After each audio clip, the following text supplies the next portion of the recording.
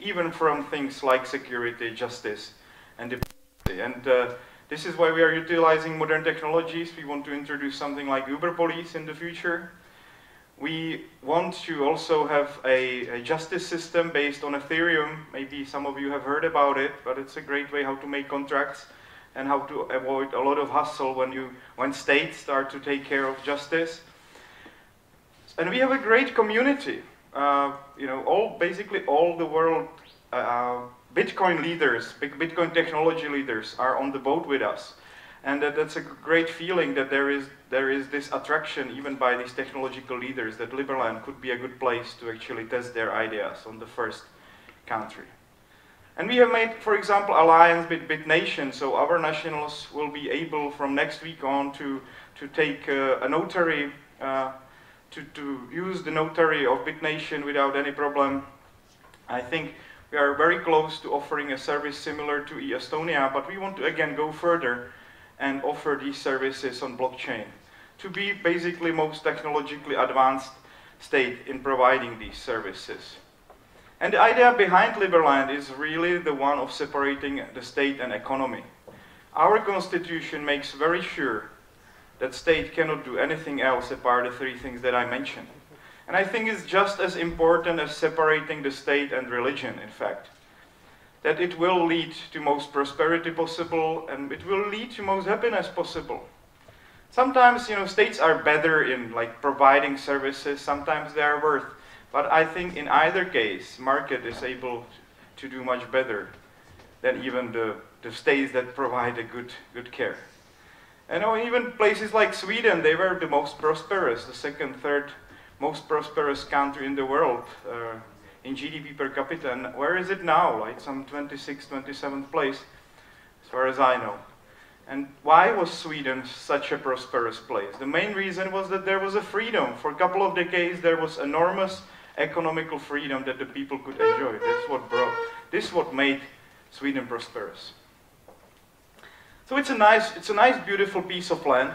It was one of the very few pieces of land which was not claimed by any country. We were looking for a piece of land. We knew that we want to start a libertarian country, and we were looking for a piece of land, and it was not that hard to find. It was on Wikipedia. If you put in the title No Man's Land or Terra Nullius, you could find that this was one of the very few pieces left of Terra Nullius on this earth. There were a couple more, but all of them were kind of more problematic than this one, usually under some kind of a war condition or something like this. So we went there, we stuck a flag there, and we received enormous coverage by the world media. And when I'm talking about enormous coverage, we even had Norwegian state television coming down to Liberland. Not only did we have Russia Today, CNN, all the big agencies like AFP, AP, even Metro came down, but also Norwegian state television, which was kind of nice, that there was this interest, and it is still there, right? There we just had a nice interview in Independent, there is a number of interviews in local media. The biggest Croatia media wrote about us, biggest Serbia media wrote about us very recently. So it's an ongoing interest, and we still have thousands and thousands of people interested in getting our citizenship, because we offer a lot. We offer a lot of freedom. The idea behind Liberland was basically simple. If we are it's very hard to change something which is already in place. And I really like this Miss Fuller's note, or his quote, that you never change the things by fighting the existing reality. To change something, build a new model that makes the existing model obsolete. So that's the main idea behind Liberland. I was myself trying to change the political situation in Czech Republic. I was explaining to people that maybe it would be much better to be more like a Switzerland, than a North Korea. But we are still moving, unfortunately, towards North Korea style. And it's funny, right? Now the finance minister is the third richest person in the country. He was able to build his own private mansion from EU donations. And nobody cares about it, not to mention that he's a former agent of the communist secret police and so on. And this person in the Czech democracy gets enough trust from the people because he got the same PR agency as Barack Obama, and they were able to portray him all white. And he really won a popular support, despite the fact that he is the biggest receiver of EU donations and state support in the whole country, which is amazing, kind of. Now he actually controls the flow of the money that is coming also from your pockets, because there are the Norwegian funds that are flowing inside the Republic. And it's not going to the poor, it's actually going to the richest. The system we are living in is kind of weird. You know, it's really taking the money from the poorest and giving it to richest, and then it's taking the money from the richest and trying to give it to poorest, but it's not working that way that much, right? It's usually the middle class and the poorest who are paying the taxes at the end. So we are the only country that runs land registry for this piece of land. There is still no other country that does this. You can look it up at e/liberland.org. We've got a very detailed map. And in order not to have any troubles with Croatia and Serbia, we actually gave them 20 centimeters each, so we didn't have a border dispute with them. You can see how the Croatia land registry looks like. There is a white space, there is like a 30-meter border area around the whole place. So they're ready to actually start borders with us technically, and Serbia said they don't mind creation of Liberland. It's not formed on their territory, which was very encouraging because the last known owner of this piece of land was actually Serbia. And the last known registry of the land was also with Serbia. So it's a nice support from a country which was the former owner of this piece of land. And when I said we received enormous support, yes, we had like 12 million people coming down to the website. At the very beginning, we received some 300,000 emails, because at the beginning we said, you know, we are accepting email applications for citizenship by email. And of course, it's impossible to deal with 300,000 emails. I had like 12 people working almost full time trying to get through it, and then we said no more. So, you know, part of the emails we haven't even read yet.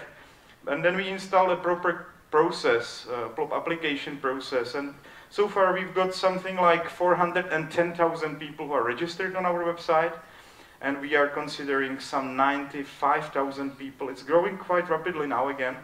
So this presentation is some 10 days old, and it's now 95,000 people who applied for citizenship. And they come from all around the world. Some 1/3 of the people actually comes from the Middle East. But even in Egypt, we don't have a workable office yet, despite the fact there is almost 90,000 people that applied or registered on our website. In Turkey, we have a great office, and 4 political parties already recognize Liberland. Most of the opposition parties do support the idea, which is a great, I think probably the best success that we had so far, that half of the political spectrum we are in good touch with. Then we've got countries like United States, places which inspired us. Now people are kind of trying to get out of there. We've got places like Czech Republic, a little bit less, but also around 10,000 people. Then even Russia, I'm going to Russia next week, 6,000 people is trying to get the citizenship of Liberland, and 6,000 people from Serbia. And even from Croatia, almost 2,000 people have applied for citizenship, which is quite encouraging. So what we have done, we said basically that anybody who contributes to Liberland, no matter if it's financially or with his time, will get merits for whatever they do. So now we have installed this process. We haven't announced it properly yet, but we will do it very shortly, and everybody becomes on the waiting line kind of for the citizenship.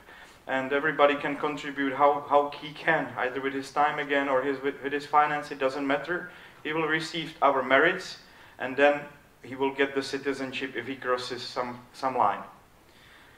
And also, we had an idea basically that democracy is nice, right? But it's not too compatible with the freedom, because usually half of the people can actually vote on taking your life away, your property away.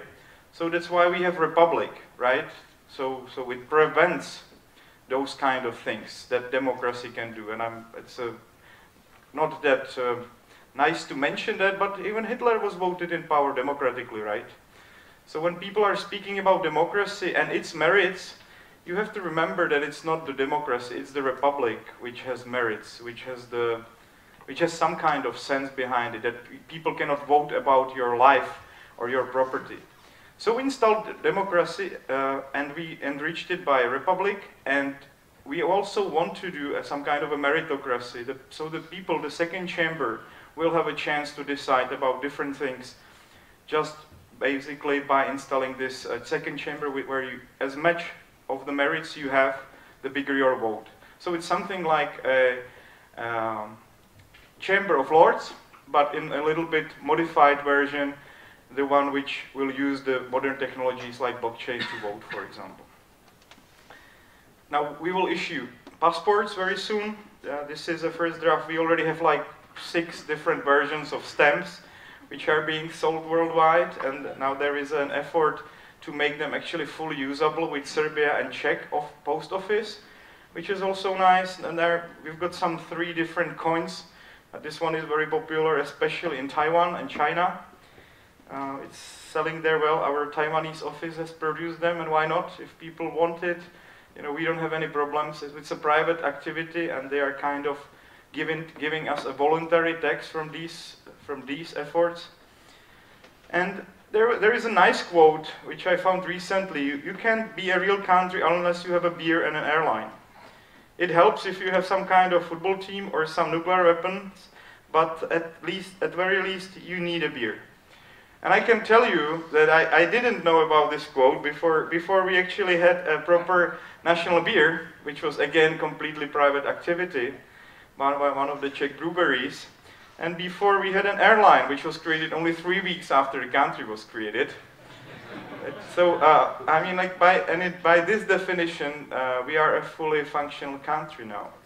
And again, it's kind of funny because we are realizing the more we are working on this to make Liberland happen, the more we realize that we actually, by acting as a country, really are becoming a country.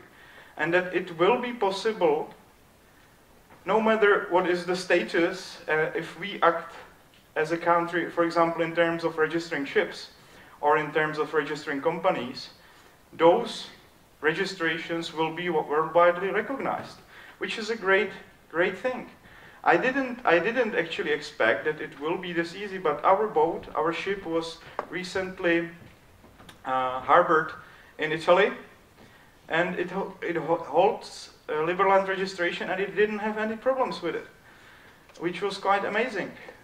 We were expecting that they might have some troubles, they would be questioning how much of a recognized country it is, but as long as there is a ship registry, and as long as the country is well established with the world media, that it's very easy to Google it, then it's no problem with the authorities, which is great. And it's the same with companies. As long as there is an entity which will open up a bank account for you, then you have no problem actually with registering companies. Of course, you have to act decently as a country, and you have to have a decent company registry. But again, it's not a big deal. So we are thinking about starting our company registry at €200.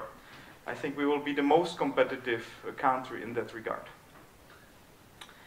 And we have a very nice competition, which ended some 14 days ago. It was led by 8 excellent architects. So far we got some 1,200 architects who applied for citizenship. That makes us one of the biggest architectural groups in the world, which is kind of cool.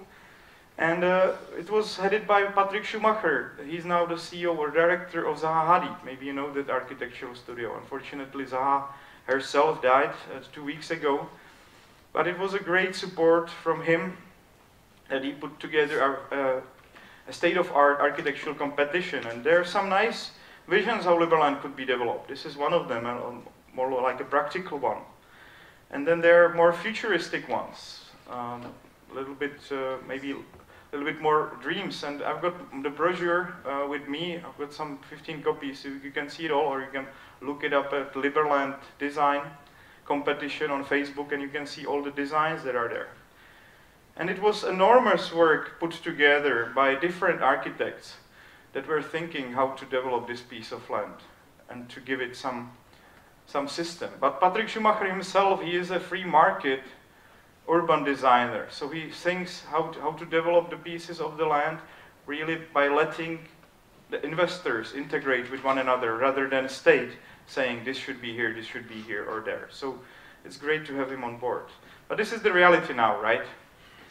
It's a little bit grim from that sense. You know, the Croatia media, it was possible to go to Liberland without any problem for 3 weeks after we started the country. We had settlers from, even from Sweden, Denmark, Switzerland, United States coming down there with tents, starting to live in our country.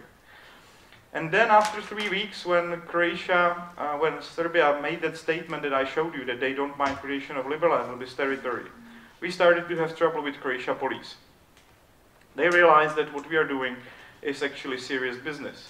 So they issued a statement that we are internet joke, and they put some 100 policemen around the territory to protect it from anybody to enter. And their status is that they recognize this piece of land as Serbia, and they don't want, I think, maybe they have got a little bit different agenda, but it seems they don't want us to settle there. They would like Serbians to take care of this piece of property. But this is something that a sovereign country can want, but it's very hard to enforce it, right? Because whenever they go and arrest somebody in Liberland, they are going outside of their own borders, outside of their own jurisdiction, and they are basically committing a cross-border kidnapping, which is a high offense in international law. So we are actually even winning some of the Croatian courts that recognize that Croatia police is actually exiting their own country and kidnapping people abroad. And they said, you know, that this is our parliament, Croatia media, when it was possible to go there. Look how shitty their parliament looks like. They don't even have the money to fix the roof and so on. And you know, we didn't have much time to fix it. And that's what made us actually have a very nice visualization, only like 3 weeks later, which showed what our parliament and our only governmental building will look like. And we would like to keep the government this small for as long as possible. So we said in the first window there will be a head of police, in the second window there will be some judge, in the third window there will be some diplomatic guy, and maybe some 20 people in the parliament. So we could fit everybody inside of that, and we don't want our government to grow any bigger than this. We got some 70 representative offices, and I'm quite proud of the people that have joined and are supporting Liberland worldwide. Many of them are former diplomats, you know, and even active diplomats. One of the diplomats is working, he's a Belgian diplomat working for our office officially as well. We've got a former diplomat from the United States who worked at the Berlin embassy working and helping us to grow our office in the United States. It's a nice group of people, and we've got in Scandinavia, especially in Finland and Sweden. I'm proud of the people that have joined the project.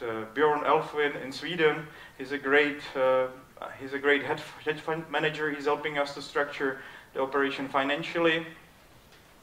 In Finland, it's Mikko, who is actually head of a company which organizes hackathons, like these competitions for programmers, and they are organizing one for Liberland in Prague. And I wish also that our representative office here in Norway was a little bit more pro-action. So this is why I'm here. I'm looking for somebody, 2-3 people that will activate the group that we have here. And I think it's over 600 people that registered here in Norway. And nobody is working with them so far. And I think it's time to start working and activating this group. So these are a couple of political parties that were in the first role, but then this was the biggest hit, right? It was the biggest opposition party in Turkey, officially recognizing Liberland, with a nice ceremony and with a nice media coverage. And we have support from Gary Johnson. He said that it would be one of the first things that he would do as American president, to recognize Liberland, which is great. Prince Hans Adam was joking about the fact that we will be sitting in United Nations together, Liechtenstein, Liberland, right next to each other, because of the alphabet. And even people in Swiss parliament support us. Lukas Reimann is high-ranking member of Swiss People's Party, and he introduced me to Foreign Commission there, which was also nice, because Switzerland tends to recognize other countries fairly easily. And this is our government, together with 2 members of Czech Parliament who came for the celebration or nomination of our government. Then there is Minister of Interior, and it's myself, and it's Honorary Consul of Belize, then it's our Foreign Minister, and then it's Attaché of Syrian Embassy, which was great, and that she could make it down there, and then our Finance Minister. So this proves that we are able to do diplomacy even with regular states, and I'm happy for it that they accepted our invitations to the nomination of our government, for example, that even people from opposition parties and coalition parties in Czech Parliament are actually interested in what we are doing and are kind of supportive. And we have great support in European Parliament, almost from all fractions, except of, I think, the communist or leftist one. Tomáš Zdechovský was a guy who actually even came down with me to Liberland for the trip when there was a New York Times magazine. He came down and visited Liberland territory. Then Peter Mach, he is a good friend of mine and the founder of Libertarian Party in Czech Republic. He said he would like to turn Czech Republic into Liberland. Then Korwin Mikke, he is a little bit controversial figure, but I think he is right in most of things that he says. And Richard Sulík, he actually expressed an interest to also represent us in Slovakia, and he's our great supporter. He's one of the best people I know in politics, actually, and he made a tremendous change in German politics as well. He's Slovakian, but he speaks great German, and he's challenging all the social democrats in Germany all the time at the biggest TV shows. And we've got even investment companies like Nivea Capital with us, which is great. Of course, there is a great potential for profit, which is connected to Liberland. The price of the land can be 10,000 times, 10,000 times higher than what is now, just simply by introducing simple legal system and voluntary taxation. And we've got some brave ideas how to develop our IT in a sense that it would really get rid of all the unnecessary bureaucracy. It'd be very easy to manage. And we would like to kind of integrate things like PayPal, Bitcoin, blockchain, and even offer a little bit more service to our citizens, so we can develop the virtual side of Liberland. So when you register your company in Liberland, you will also get your Uber-like application, and where you'll be able to offer any kind of service based on your GPS position. And I'm happy that we are already in collaboration with one of those companies that is called ShareTribe, which has done a lot of in that sense. And I think it's a good way how to start the economy of Liberland even outside of the territory of Liberland. And we've got some brave plans. Basically, we would like to have full territorial control during next year. I think we need 1 more year for diplomacy. We would like to have a first infrastructure investments. And then in 2020, we would like to have recognition by some 150 countries. And we would like to start a serious investment streaming into Liberland by 2025, after all the design and investors are settled and we can move forward. And of course, in the future, we would like to be one of the most prosperous countries in the world. And we had a very nice conference, some 12 great people, including, for example, Rick Fagbingve, the founder of the Pirate Party in Sweden, came down and they spoke about the ideas behind Liberland. It will be online very shortly, so you can look it up. It was a really nice gathering of some 140 people that came down to Croatia, very close to Liberland, to talk about how much of a benefit could actually Liberland be for both countries, Croatia and Serbia. It could be as much as 1% of GDP growth for both of these countries a year. So that's my email. It's very easy to remember, or you can get my business card. Please feel free to add me also on Facebook. I'm open to that, and again, I'm looking for a great team to be here present in Norway that will work with the people that applied for citizenship to create another great organization which could move things forward here in Norway. Thank you very much.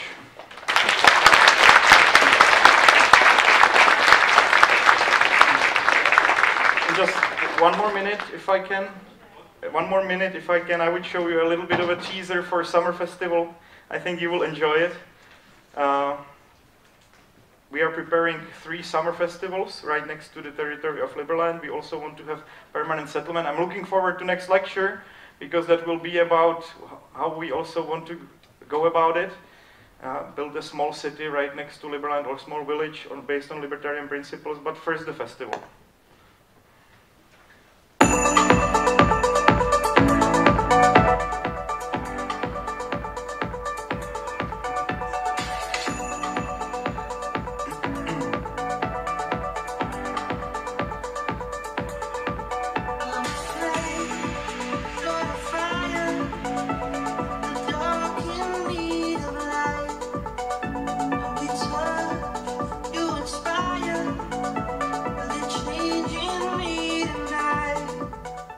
Got a good partner for it, Just Life, and I think it's going to be a lot of fun. So if you don't have plans for summer, there will be at least 2 or 3 occasions where you can enjoy the nice weather next to Liberland and have fun with a lot of libertarians coming down there. So one of them will be on 17th of June, and then one I know about it that will be at the end of August.